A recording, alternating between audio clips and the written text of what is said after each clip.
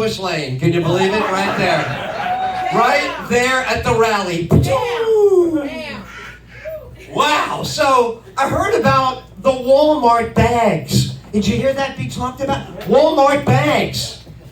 You know, this is a big thing now with the bags. You can't have a plastic bag. No plastic bag for you. You know why? Because you like the plastic bag. I fucking love the plastic bag. Reuser? Come on, reusers? Absolutely. Have not bought a garbage liner in 10 years. Boom, boom. Double bag everything at Winn-Dixie. Boom, boom. Put that on the bottom of the planet. Boom, boom. Say, well, you're a pretty angry guy about Walmart bags. Until talk show guy angry about the Walmart bag. Why? Why would I be angry? I'm old enough to remember we're getting rid of the paper bag. You can't have it anymore. Why? Because it gets wet with your mother's meat from the butcher and it breaks. I love plastic. Plastic is fantastic. But can't we pay somebody to go down to fucking Antarctica and vacuum that shit up? It's called recycle. Oh, you want to recycle it when I'm bringing the bag back, but you don't want to go down to Antarctica. Plenty of plastic down there. Why don't you just suck it up and recycle it? Ed Till fixing the world. Plastic, done. Done. So, I know you look at me and go, wow, I bet this guy is single. I know you're checking the left hand. There's never been anything there. I got a little trouble, holding on to relationships. Can you imagine? They go, you're a little hyper. You're a little loud for us. Hard for me to understand them when they say that. That's how it is. So, I think, Ed, you gotta be on a dating app, man.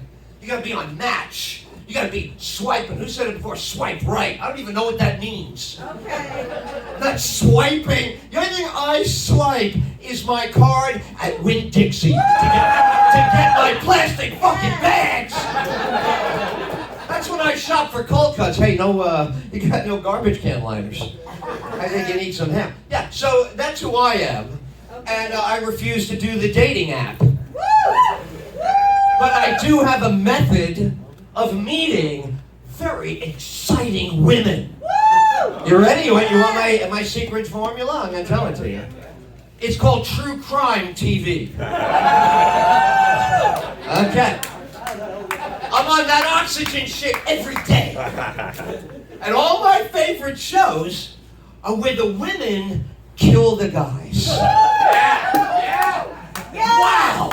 They're smoking hot in the beginning of the episode. Bang, bang, bang, like a drum. By the middle of the episode, they're out buying knives at the flea market over here. And she's like asking about how to cut skin. And where's the carotid artery? What kind of dialogue is that from a knife guy? Come on. You're going to have to buy your own science book and find it. So I love these shows. And I watch them because at the end, she always gets convicted. She always did it. We know she did it. But I wait for the parole date to come up on the screen. Guess who is waiting when she gets her wallet back? And when things don't work out, I drop a dime on the parole officer. Bye-bye. Somebody use my credit card. Hey, you got to come and get margarita. Love it. Love it. Because when you meet someone, and for me, look, I just have to tell you, I'm a germ guy. I don't go for the germs. Look, forget about COVID, man. I was raised by an Italian Catholic mother in the Bronx. A spittle droplet never touched me in my entire childhood. Then, of course, I got on the New York City subway, and you could moisturize with other people's lubricants. You know what I'm talking about? They put it over here and they rub it over there, and before you know it, the train stops short, and your face is planted right on theirs. You are involuntarily moisturized. When the moisturizing hits,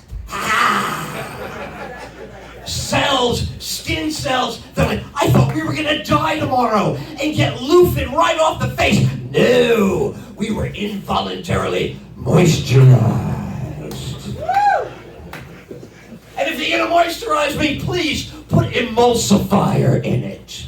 I want to be emulsified while I'm moisturized. I like skin. You tell I'm into skin, I'm into bags. Plastic bags, I'm into skin. But I'm a little pissed off about a guy I used to trust. It's a guy I thought we all knew. Dr. Scholl. America's podiatrist. The man who cured my mother's bunions with that pad with the hole cut in the middle. They put it right on there. And then I would accidentally step on her foot. Ah! My bunion! Don't worry. I'll run down to the store and get you Dr. Scholl. But he's a greedy fuck, this guy. I don't like Dr. Scholl anymore. Because he's not just into feet. If you're going into feet, stay with the feet. You got a lot to work on. Keratin, poison toenails, fungus, crap, calluses. You got a lot to work on. No. Dr. Scholl wants to remove skin tags now. What is this? How did you learn dermatology just like that? Fuck. I don't believe it. You know what's going on. Revenue on ingrown toenails is way down. I know, I'll go into skin tags. What about Oladerm? Now I'm going to specialize in the skin tag. The skin is overgrown in a certain location. I will go in and sever the unwanted skin. Why? I'm Dr. Scholl, motherfucker.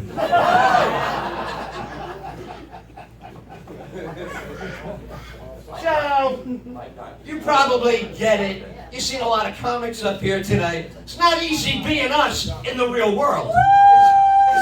It's fun up here. You say whatever you want, but you try getting along with the human race. Not as easy. So, I would always get dates off of the shows. I would never get like a regular date. I would always get somebody in the back of the room. She's had about 5, beer goggled up. When a beautiful girl has beer goggles, I'm 6'2", 215. Look out, dude! If you don't have anything to drink, I'm 5'6", waste of time. What am I gonna do with this guy? Look at him, he's a shrimp. So, true story, she comes up to me after this, she goes, that was very funny. I go, oh, thank you. And honestly, the angle, she's 6'4", 185. I'm 5'6", 125.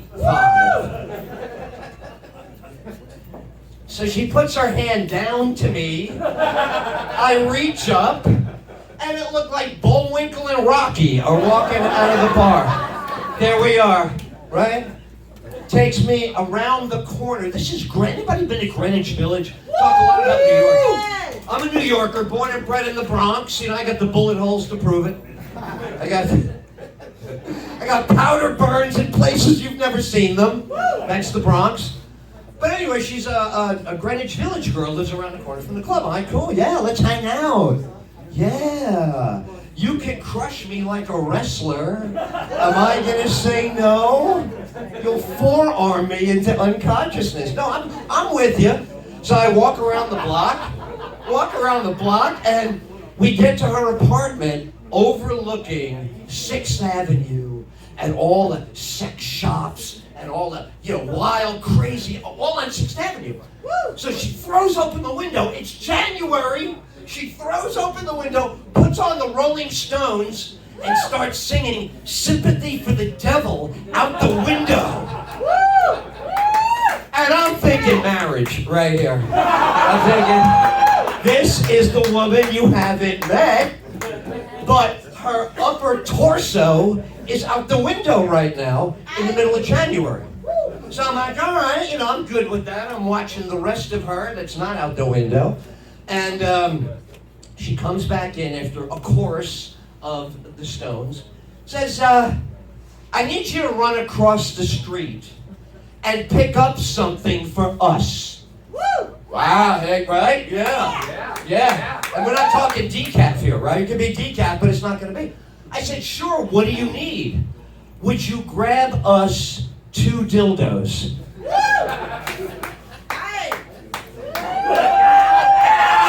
And Till's coming out, baby. It's been decades, but here it comes. Double dildo dating. So, like a very good, obedient Catholic boy, Catholic right here. Yeah. Yes. I've served a few masses in my day. I know what's going on here. So I go into the store with a little Indian man. This is an X-rated store. They got all kinds of costumes, masks, whips, chains, all. But I'm at the front, and the little guy says to me, yes, how can I help you? I said, I need 2 dildos. Oh, very good, sir. I have a whole wall. Superman dildo, Batman dildo, Homer Simpson dildo, whichever dildo you want, I have. I said, just give me 2 different ones so I can tell them apart in the dark. I just want to distinguish. So I get them back to the apartment, and I'm saying to myself, wow, this will be interesting. Am I going to be doing it like two-handed? What am I doing with 2? What is it? Is she keeping a backup one in the middle? Oh my God, the battery goes out. Grab the backup dildo. Yeah. Backup dildo, this is your moment. The understudy dildo. Right. But she says, you're going to love this. You will love the answer, because maybe you're going to agree with her. She says to me, oh, you've never had a dildo in you? I said, what?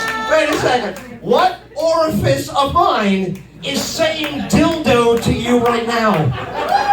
Where do you see the dildo going on me? Because I don't see anywhere that dildo is going to ever go. I don't care what the dildo is thinking. I don't give a shit what this dildo thinks it's in for. It's not in for anything. So, I, of course, take the directions. Zoom, zoom. Number 1 is in. And now she says, all right, here it comes. And my ass calls an immediate meeting. My ass is like, I don't know what the fuck you're talking about out there. But I heard something that involves me.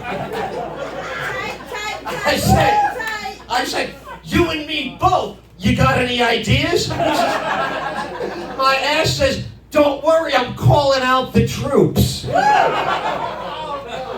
she gets the dildo, right? She's ready to go. Oh, baby, she's waving that dildo like it's going to be the greatest dildo entrance of her life, but she has no idea what she's in for down there. She tries and immediately hits the gate. She didn't even get to the house. She did not make it to the house. She got stopped at the gate, but she pressed on the gate. She wasn't taking no for an answer, and the gate gave way. Everybody comes out of the house with shotguns now. The whole family is like, we will defend this land. It will not be invaded. She's 6'4", $185. She's got forearms like a UFC wrestler, like a professional killer. Her arms. So she presses on the dildo. And my troops strengthen the border. And she presses again. And my soldiers are screaming. They're holding on for everything they have. And then the dildo breaks. And it's a room full of Duracell batteries. Everywhere I look, copper top. Copper top. Copper top. I would like a round of applause for my Sphincter Army. The Sphincter Army. They may be ragtag, but they get the job done. The palace is still secure.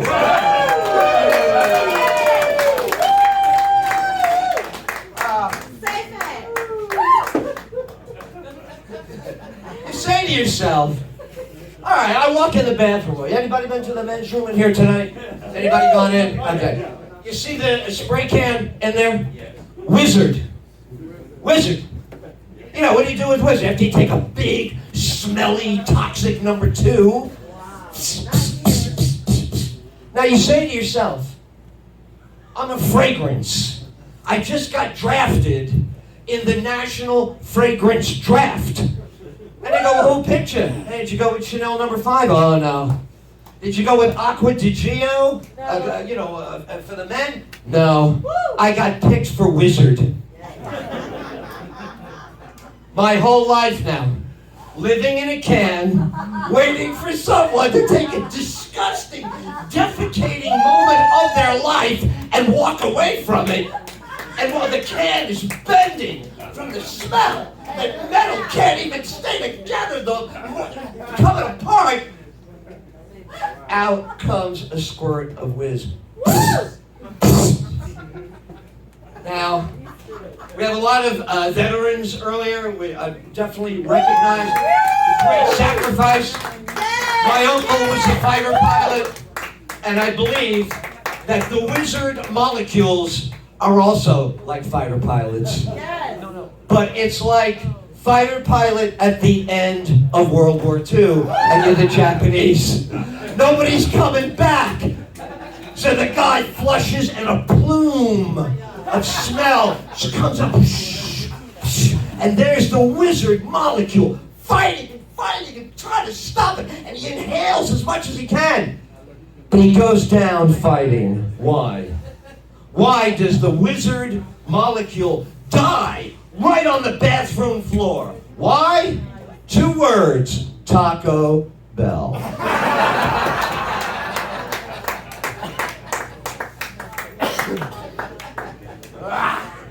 God, do I love you guys.